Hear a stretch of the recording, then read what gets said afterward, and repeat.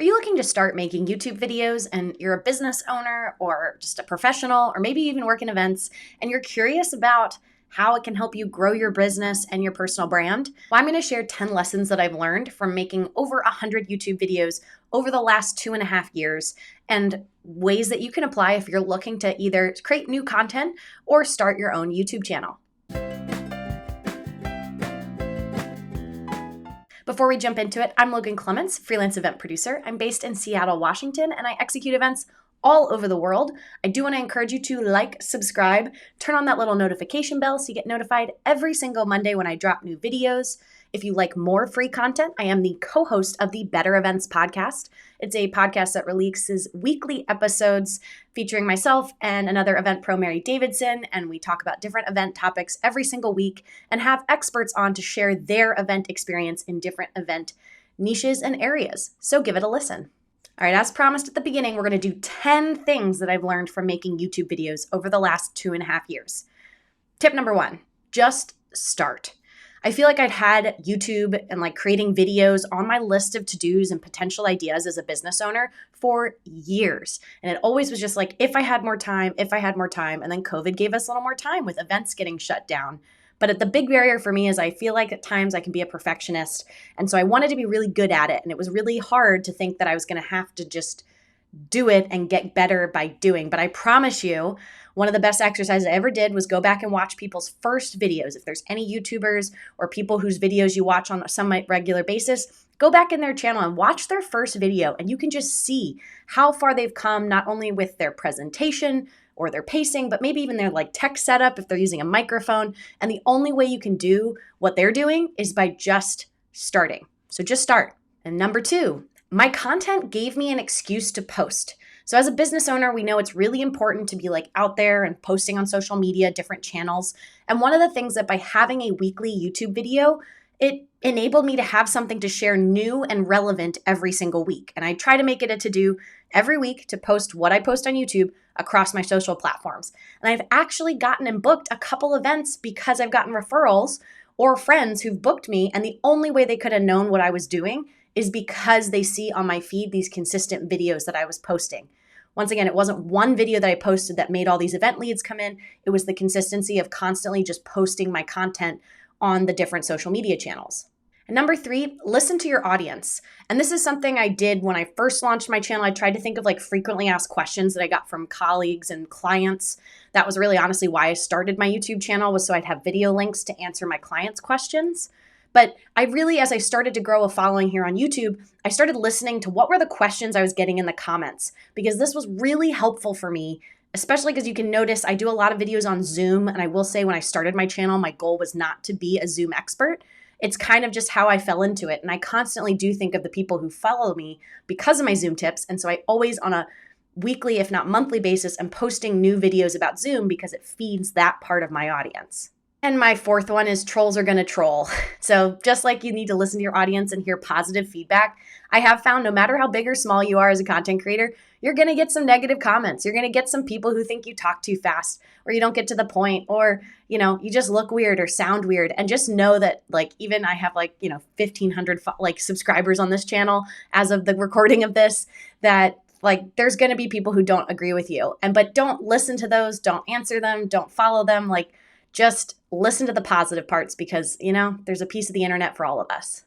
Number 5, shorter is better. If you go back to my first videos, if you follow my step number 1 of just do it, but look back at first videos from YouTubers, you will see that most of my content tended to be on that 10-minute mark.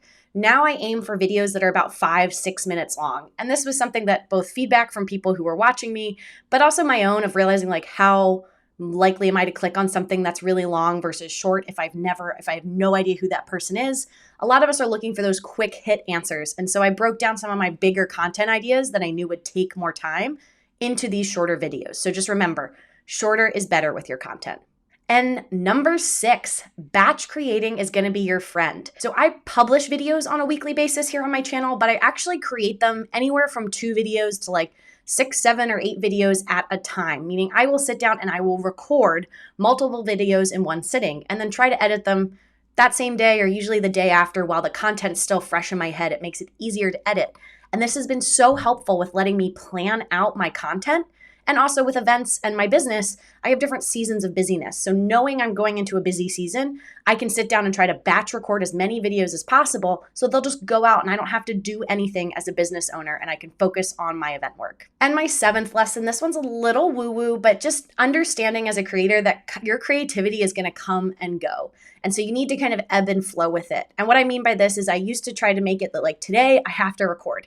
And there were just days that I really, really didn't want to record anything. I didn't feel like talking. The words were hard to come by. And then there's other days where I just feel like I'm on fire and I could just record like 50 videos if I wanted to. And just giving myself space to have flexibility with how I'm personally feeling that day is really helpful and has, if anything, helped my process. So before I would give myself usually like one day that I'm like, this is the day I have to record. Now I give myself about a week. And so I'm, again, batch recording to my last point, but coming a little bit earlier and saying, okay, I have a whole week. Just pick a day. What day do I wake up that I feel like this is the day I want to record videos? And my 8th tip I've learned from making these YouTube videos is that metrics are helpful, but they aren't the end all be all. When you're first getting started, it's very exciting when you get your first subscriber, your second, your third, your 100th, maybe your 500th, or when you get views and you had 100 views on a video. Oh my gosh. But speaking as someone who has a channel where I have some videos that I have like 60,000 views and other videos that I have 10 views. And the hard part is I usually put the same amount of effort into both of those pieces of content.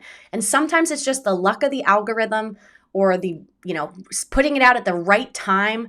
But honestly, I don't believe that some of that very short-term strategy, a lot of it was just the consistency. I'm consistently posting. I'm consistently using different terms.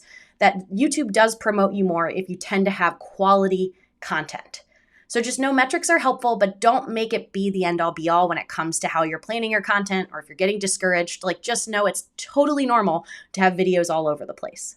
And my 9th tip, and I've mentioned this, I feel like in some of my others, but consistency is so key. Consistency leads to growth. I started this channel back in June 2020, again, as like a passion project, something to do. Don't have any sponsors or anything. I was just doing this with my free time.